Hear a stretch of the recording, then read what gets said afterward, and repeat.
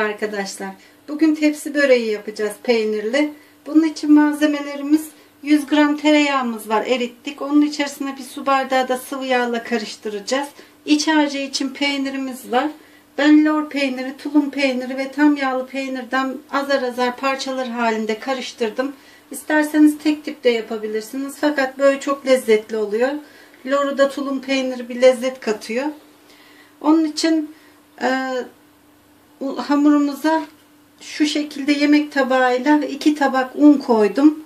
Bu tam ideal bir fırın tepsisine yeterli oluyor arkadaşlar.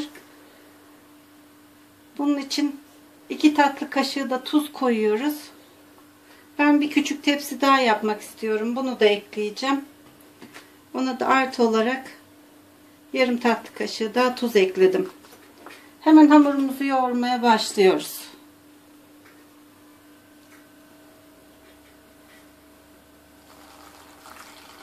Normal oda ısısında bir suyla kulak memesi yumuşaklığında bir hamur hazırlayacağız.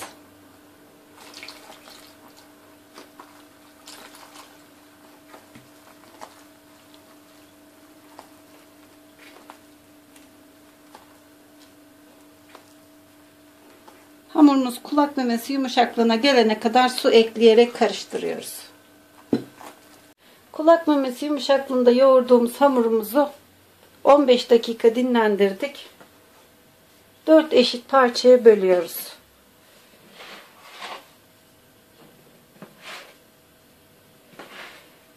Daha sonra bezeliyoruz.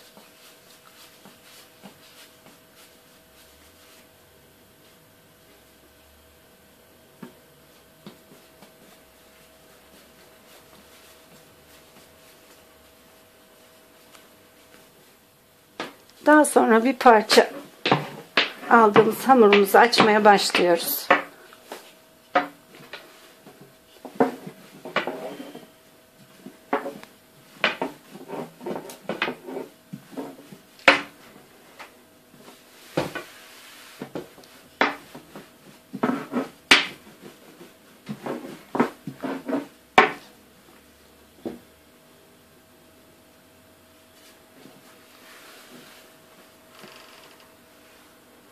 Hamurumuzu ince bir hale gelene kadar açabildiğimiz kadar açıyoruz.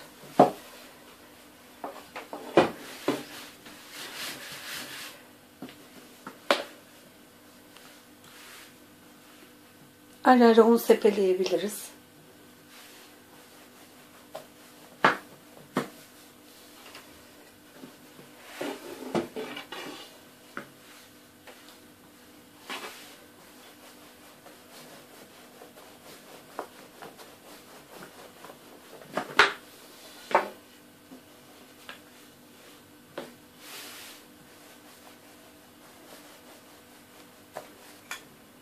Hazırladığımız karışım yağdan üzerine gezdiriyoruz.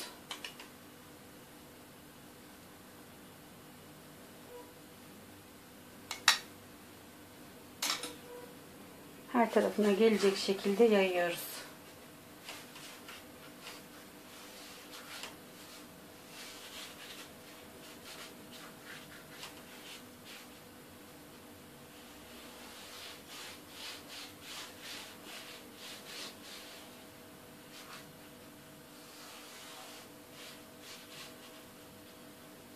Yağlanmamış yer kalmamasına dikkat ediyoruz arkadaşlar. Ne kadar güzel yağlarsak o kadar iyi teller böreğimiz.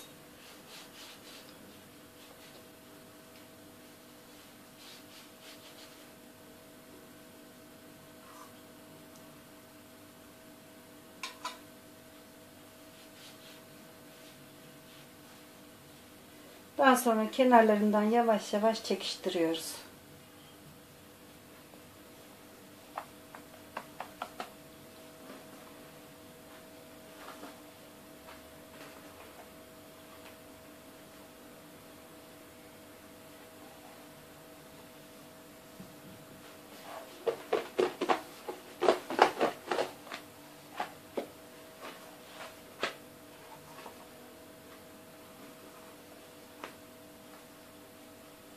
Esnetebildiğiniz kadar esnetin.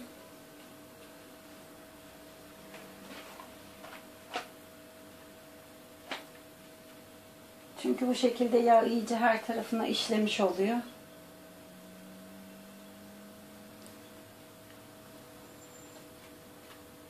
Daha sonra katlıyoruz.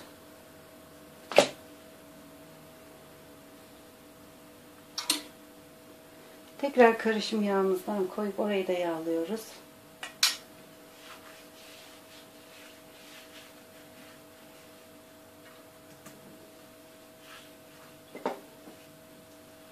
Karşı tarafı da kapatıyoruz.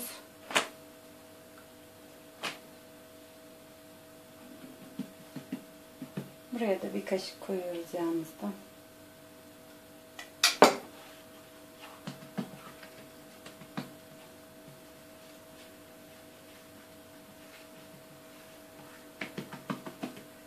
Yanlarını kapatıyoruz.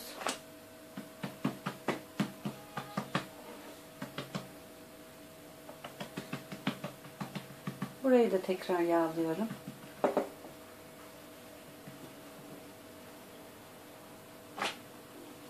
Bu tarafı da üstüne kapatıyoruz arkadaşlar. Üzerine yağ sürüp tepsimize dinlenmeye alıyoruz.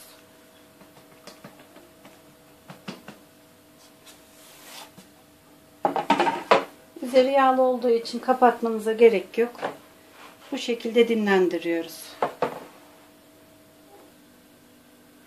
Arkadaşlar öbür hamurumu aldıktan sonra tahtamda ellerimin yağını güzelce sildim. Yoksa açarken bu hamurumuzu çürütür üzerindeki yağ.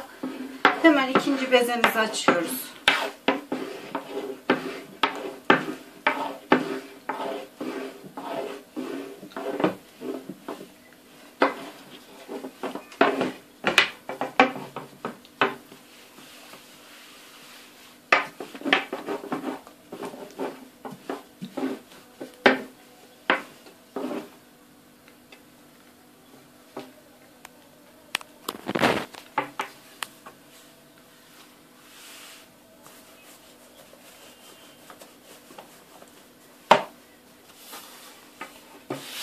Bu böreği mutlaka denemenizi tavsiye ederim. Çok lezzetli, çıtır çıtır.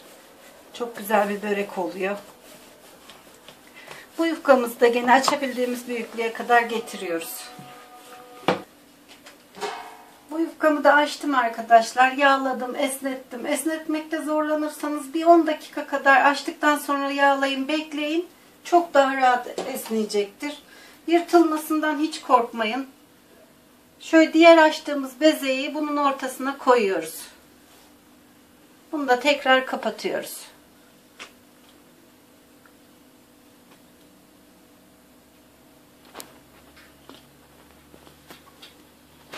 Üzerine yine bir kaşık yağımızdan gezdiriyoruz.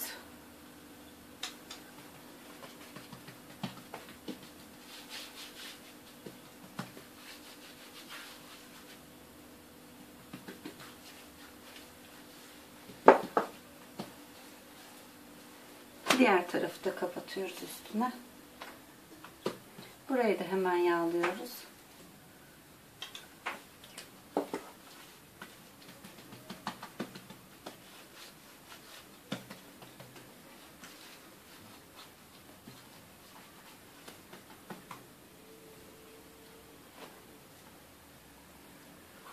Kenarlarını kapatıp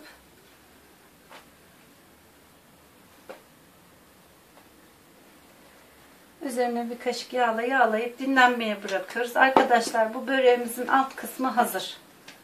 Bunu 15-20 dakika kadar bu şekilde dinlendiriyoruz. Bu alt kata dinlenirken biz üst katlarını aynı işlemleri uygulayarak tekrar açıyoruz.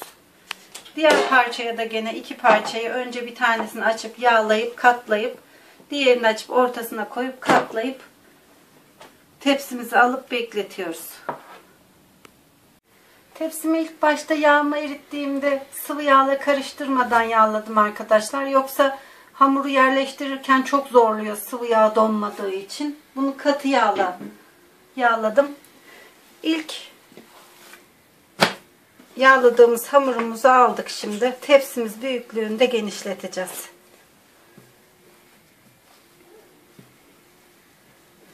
Zaten ince açıp katları iç içe koyduğumuz için Artık bunu tepsimizin büyüklüğünde açmamız yeterli olacak.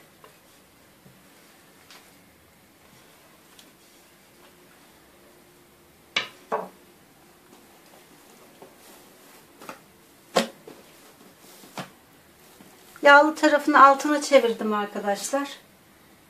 Şimdi tepsime seriyorum.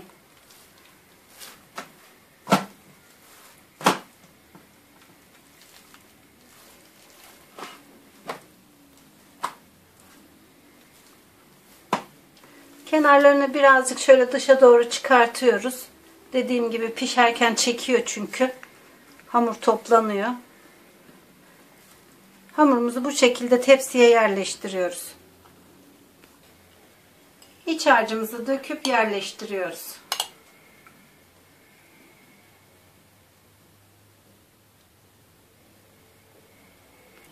İkinci parça hamurumuzda arkadaşlar. Bu da böreğimizin üst katı olacak. Yağlı tarafı bakın. Bunun üstüne gelmesi gerekiyor. Gene tepsimiz büyüklüğünde açıyoruz.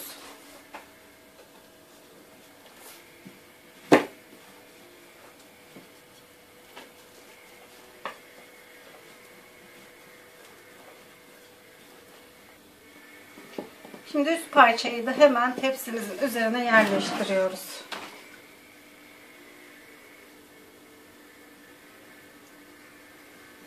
Şu altta koyduğumuz yerleri tutturarak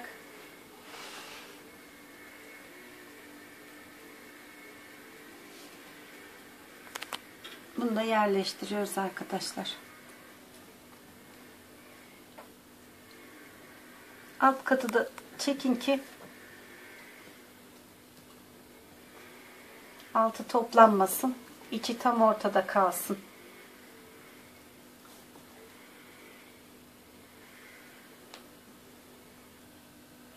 Tepsimize yerleştirdik arkadaşlar. Üzerine yarım su bardağı kadar karışık olmayan sadece sıvı yağ gezdiriyoruz. Daha sonra bununla güzelce yağlıyoruz. Her tarafına yağımızın gelmesi lazım. Bir de bir şey eklemek istiyorum arkadaşlar. Yağımız bir su bardağı yetmedi. Bir su bardağı daha ekledim.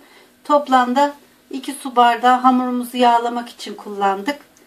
Üzerine de yarım çay bardağı kadar bir yağla yağladık. Böreğinizi ne kadar güzel yağlarsanız o kadar pul pul çıtır çıtır olur. Şimdi 200 derecede ısıttığımız fırına alt üst fanlı ayarda veriyoruz. Güzelce kızarana kadar pişiriyoruz.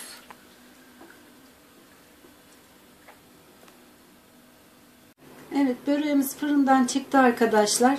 15 dakika kadar fırın telinin üzerine aldım. Orada soğuduktan sonra tahtamızda şimdi kesiyoruz. Bu çıtırtıyı sizin de duymanızı istiyorum.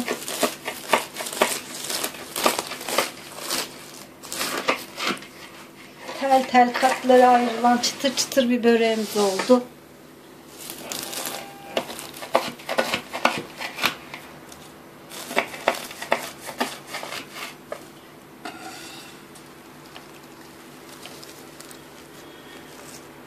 Bakın, katları sayılan.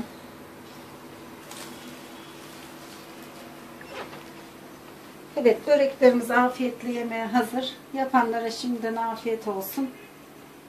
Kanalıma abone olmayı, yorum yapmayı, beğenmeyi lütfen unutmayınız.